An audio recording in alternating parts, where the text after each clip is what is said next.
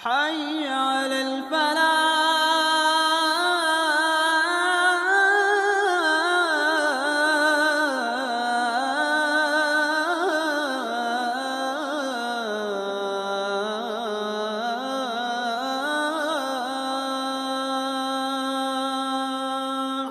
Yang selanjutnya, keanehan selanjutnya adalah terlampau banyak spanduk-spanduk yang bertuliskan seperti ini. Yitianso wuci wan mahai Chang dabu geini kau bauci. Salat 5 waktu tidak membuat Tuhan memberikan roti kepadamu. Ngapain sholat? Tuhan juga ngasih roti. Qadarullah, Masya Allah, Allahu Akbar. Sekarang ini di Wuhan itu dan di provinsi yang lain yang tadinya ateis begitu kan, sekarang dengan adanya coronavirus ini banyak kemudian mereka tanda kutip yang tadinya dilarang-larang berdoa, dilarang-larang sholat, masyarakatnya sekarang minta-minta. Dia minta, ya Tuhan tolong angkat penyakit ini. Sebetulnya terjadi di Xinjiang. Apakah sebetulnya Xinjiang itu baik-baik saja?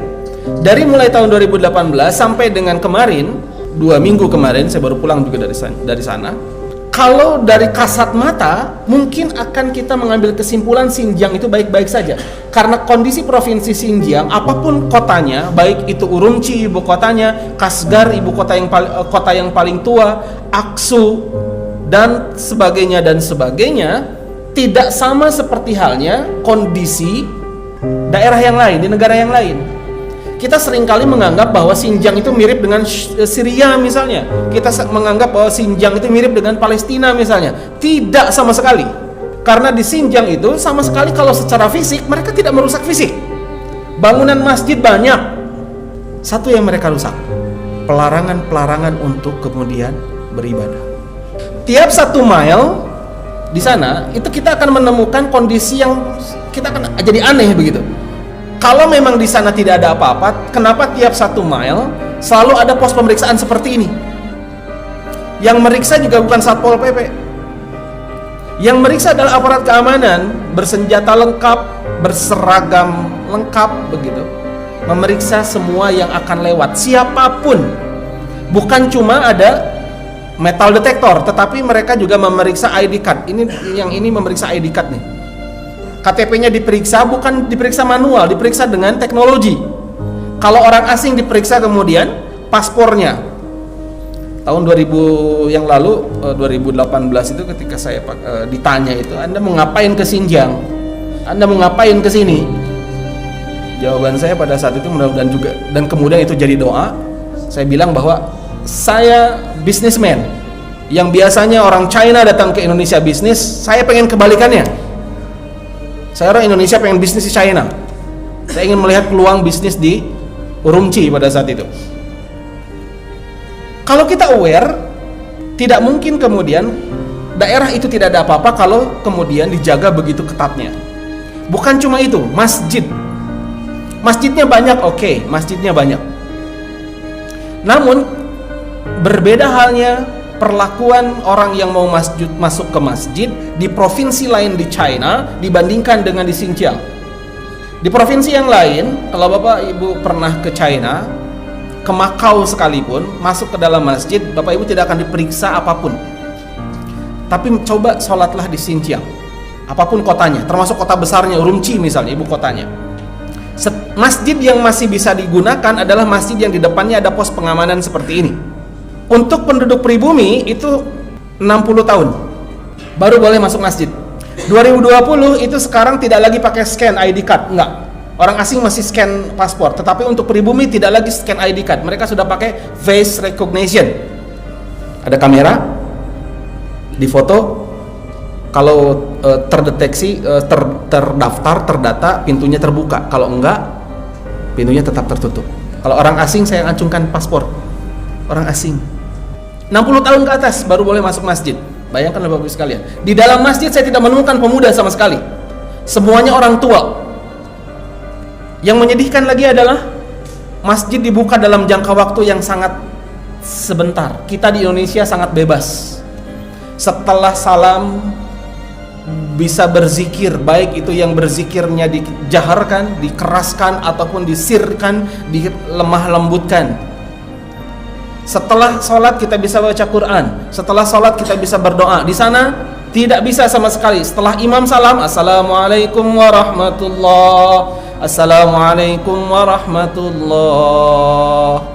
Aparat keamanan yang berjaga di sini, yang berjaga di pos ini, masuk ke dalam masjid bersenjata, bersepatu, berseragam, menepuk pundak kita masing-masing, lalu kemudian menyuruh kita untuk segera keluar. Ini yang kemudian tidak ditemukan oleh teman-teman di tokoh ormas Islam itu. Kenapa ya? Mereka, menurut pengakuan mereka juga, ketika masuk ke dalam hotel, mereka juga tidak bisa keluar kecuali keluar untuk diagendakan. Sholat sudah ditempatkan, sholat di sini, sholat di musola hotel saja. Kami sudah buatkan. Bagaimana mereka bisa mengunjungi masjid-masjid yang kemudian kondisinya seperti ini? Apa yang menyedihkan lagi di dalam masjid? Sebagai orang asing mungkin saya bisa dimanapun ya, saya kalau ketemu orang asing Muslim ya tentunya kita juga ingin mengucap salam, assalamualaikum, ni hao ma, apa kabar? Sayangnya saya tidak menemukan jawaban dari mereka. Mereka seakan-akan jadi kota bisu, semuanya diam, assalamualaikum, diam. Kenapa? Saya baru tahu pada saat kemudian saya melirik ke atas, ke kiri, ke kanan. Mereka punya CCTV yang bukan cuma banyak tetapi besar. Kalau Bapak Ibu pernah umrah, haji, di ujung sofa dan sofa itu ada kamera besar ya. Bentuknya besarnya seperti itu, HD berarti. Artinya yang dia pantau itu bukan cuma hal yang sepele tetapi betul-betul mukanya juga dipantau. Sehingga kalau ada interaksi antara dia dengan orang asing, masyarakat Uighur dengan orang asing di dalam masjid, siap-siaplah kemudian untuk masuk ke dalam camp. Apakah itu saja keanehannya? Tidak. Beberapa masjid yang lainnya justru kemudian berubah fungsinya. Ini adalah Masjid Dungkuruk, salah satu masjid agung di Urumqi, ibu kotanya, ibu kota provinsinya. Kalau kita mungkin Istiqlal ya. Apakah ini berfungsi masjid sebagaimana biasanya? Tidak. Masjid ini sudah beralih fungsi menjadi mall. Namanya Dungkuruk berganti menjadi Tapaza, dengan bahasa Inggrisnya adalah Grand Bazaar, pusat perbelanjaan. Masjid yang paling besar di Xinjiang adalah Masjid Edgah. Masjid Edgah di Kashgar dulu sebelum penutupan kondisinya sebelah kiri. Ini pada saat Idul Fitri atau Idul Adha, jamaahnya meluber sampai keluar. Sekarang 2018 sampai dengan 2020 kondisinya seperti ini. Total ini semua masjid sudah beralih fungsi menjadi museum. Kondisinya seperti ini. Ini di dalam masjid. Ini tempat orang baca Quran. Itu hanya sebatas jadi pajangan saja. Dan untuk masuk masjid ke sini saya harus bayar kurang lebih sekitar 20 yuan atau sekitar 40.000 rupiah. Yang menyedihkan lagi apabila perempuan yang masuk ke dalam Masjid Edgah ini berhijab, misalnya orang asing berhijab, kalau mau masuk ke dalam sini diperintahkan untuk membuka hijabnya. Oh iya, di dalam masjid saya tidak temukan Al-Quran. Itulah sebabnya kenapa concern saya dan teman-teman semua adalah ke Al-Quran. Karena di sana, di masjid sekalipun tidak ada seperti halnya di masjid-masjid kita yang ada Al-Quran. Tidak ada di rumah-rumah, tidak ada yang di rumah-rumah ada Al-Quran. Kenapa tidak ada? Karena memiliki Al-Quran, entah itu bentuknya cetak ataupun digital, diinstal di handphone, itu adalah sebuah pelanggaran yang kemudian bisa mengakibatkan pemiliknya, penginstalnya dimasukkan ke dalam camp selama minimal 2 tahun, maksimum 3 tahun. Setelah 3 tahun akan entah itu dibebaskan, entah itu kemudian dicari kesalahan yang lain, dimasukkan ke dalam penjara yang lain. Jadi di dalam masjid sekalipun tidak ada satupun mushaf. Itulah sebabnya mereka di satu malam saya sempat tinggal di salah satu keluarga Uighur. Ketika saya tanya berapa saya harus membayar, saya harus ketika menginap di sini, mereka menjawab, Anda tidak perlu membayar, cukup bayar dengan tolong perdengarkan kepada kami ayat-ayat Al-Quran. Tolong ajari anak-anak kami walaupun cuma sebentar, walaupun cuma 1-2 huruf, tolong ajari anak-anak kami huruf-huruf hijaiyah. Sudah beberapa tahun ini kami tidak bisa mendengar bacaan Al-Quran, tidak bisa membaca Al-Quran, tidak bisa mengajarkan kepada anak kami Al-Quran. Seandainya engkau pulang nanti dan engkau seandainya datang dari ke sini, tolong bawakan kami Al-Quran. Itu kerinduan mereka. Mereka tidak punya masalah internal untuk berinteraksi dengan Al-Quran. Mereka punya masalah eksternal. Kita sebaliknya, kita tidak punya masalah eksternal, kita masalahnya internal. Apalagi keanehan di sana, yang selanjutnya adalah ini. Banyak banner-banner yang membuat larangan atau peraturan tentang tata cara bersosialisasi di Xinjiang. Punya jenggot gak boleh. Kalau mau punya jenggot harus di atas usia 60 tahun dan harus mengajukan surat izin berjenggot. Serius, ini suratnya. Saya temukan suratnya. Anda mau bukti suratnya, ini suratnya. Yang selanjutnya, keanehan selanjutnya adalah terlampau banyak spanduk-spanduk yang bertuliskan seperti ini. Yitiansu wuci wan mahai Chang dabu geini kau bauji. Salat 5 waktu tidak membuat Tuhan memberikan roti kepadamu.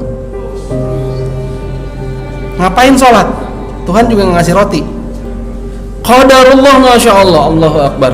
Sekarang ini di Wuhan itu dan di provinsi yang lain yang tadinya ateis, begitu kan, mayoritas di China ateis, jadi bukan Buddha, karena Buddha hanya mayoritas di Tibet, Muslim mayoritas di Xinjiang, di Ningxia, mayoritas di China adalah ateis. Sekarang dengan adanya coronavirus ini, banyak kemudian mereka tanda kutip yang tadinya dilarang-larang berdoa, dilarang-larang sholat, masyarakatnya sekarang minta-minta tengah jalan, walaupun ateis ya, maksudnya dia tidak muslim juga, dia minta, ya Tuhan tolong angkat penyakit ini, tolong angkat penyakit ini. Betapa agungnya Allah membalas segala sesuatunya, insyaallah.